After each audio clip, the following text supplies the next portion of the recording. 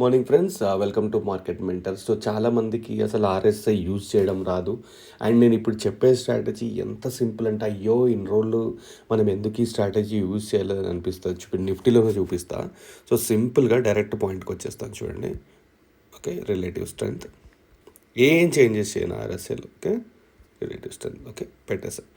సింపుల్గా ఇది తెలుసు కదా మీకు. జనరల్గా మనం ఏమనుకుంటాం, ఆర్ఎస్ఏలో సెట్టింగ్స్లోకి వెళ్ళండి, ఇది తీసేయండి అంతే, ఇంకేమవుతుంది.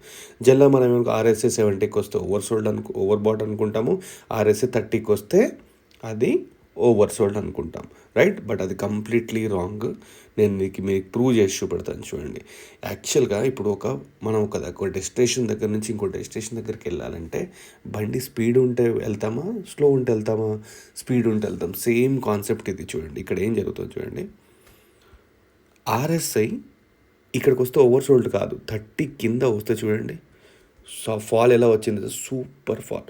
ఆర్ఎస్ఐ ఫస్ట్ టైం వస్తుంది చూసారా, అప్పుడు మీరు ఎంటర్ అవ్వాలి. సెకండ్ టైం కూడా, ఒక థర్డ్ టైం అసలు ఎంటర్ అవ్వద్దు. ఫస్ట్ టైం సెకండ్ టైం మాత్రం ఎంటర్ అవ్వండి. స్టాప్ లాస్ ఎక్కడ పెట్టుకోవాల్సి అంటే దాని ప్రీవియస్ స్వింగ్లో పెట్టుకోండి. ఇలానే బయింగ్ చూద్దాం.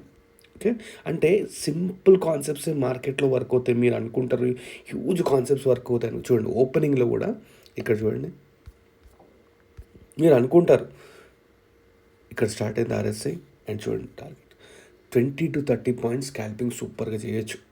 ఓకే, మీకు ఇంకెన్ని ఎగ్జాంపుల్స్ చూపిస్తారు. ఇవ్వండి ఇక్కడ చూడండి, ఇక్కడ చూడండి. ఓకే, ఇంకా చూపిస్తాం. ఇంత సింపుల్ స్ట్రాటజీని నేను ఒక వీడియో చేశాను యూట్యూబ్లో, మీరు చూడండి. అంటే ఇలా షార్ట్స్లో చెప్పడం కొంచెం కష్టము, ఒక ఓపెనింగ్లో కూడా పనిచేస్తుంది చూడండి.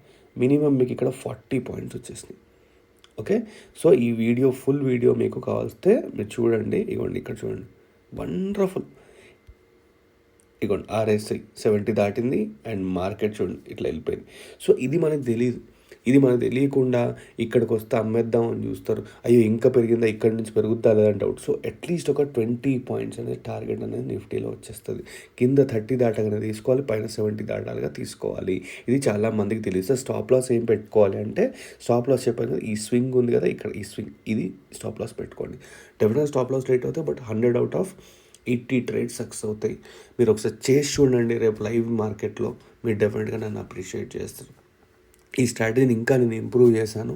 దాన్ని మీరు యూట్యూబ్ ఛానల్లో వెళ్ళి ఒకసారి చూడండి, అప్పుడు మీకు ఇంకా అర్థమవుతుంది. వీడియో నచ్చినట్టయితే లైక్ చేయండి, షేర్ చేయండి అండ్ కామెంట్ కూడా చేయండి మీకు ఎలా నచ్చిందో. టెస్ట్ చేయండి, టెస్ట్ చేశాక నాకు చేయండి. Thank you.